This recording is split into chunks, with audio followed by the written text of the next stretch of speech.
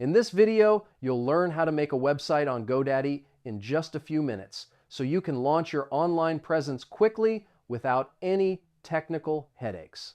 First, go to godaddy.com and sign in to your account.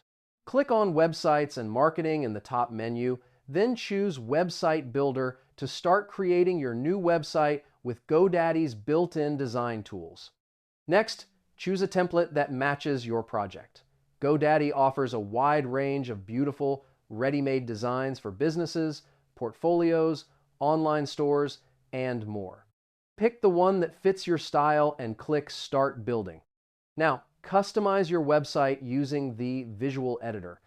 You can change text, swap images, adjust colors, and add new sections like services, testimonials, contact forms, and galleries. Everything is just a few clicks away.